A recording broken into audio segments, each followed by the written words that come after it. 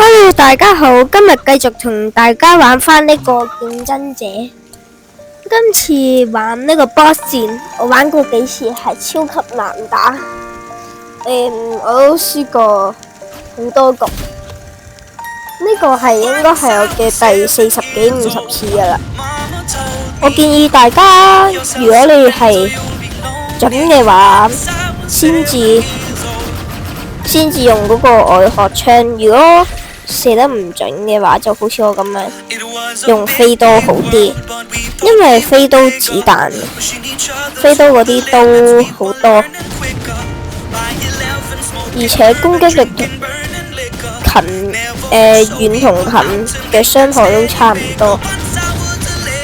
之後嗰個外教遠同近嘅攻擊力差好遠嘅，所以最好用飛刀。No。哎呀，嘥咗發 RPG。之後呢，我建議你喺度咁樣打飛刀，直至飛刀就嚟用晒。建議好似我咁樣嘅裝備，如果唔係你就會逃走得唔夠快。同埋火焰槍嘅話，火焰槍你就要夠膽去近戰，你就唔夠膽。之後如果人哋用嗰個 RPG 射嘅話，你最好用戰鬥斧就。我之前唔知點解習慣用 RPG 炸自己飛走，咁樣係冇用嘅，因為你咁樣反而會嘥嚟 RPG 子彈。除非你飛刀好準，發爆拆。飛刀都幾勁嘅喺呢個模式。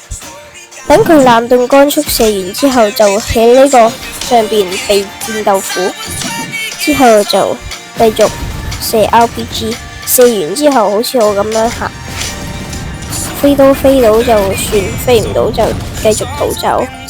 好似我咁樣，有時都會不幸咁樣俾佢冰到，同埋被 RPG 射到。冰到嘅時候嘅時間好耐，所以你一定要即刻吹號角或者用戰鬥斧離開。飛刀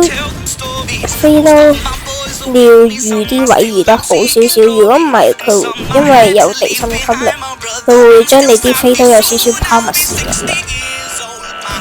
最後呢度最好行上我呢個位，之後就等，未必會殺到你。我要得返50喺度打，剩我1滴血。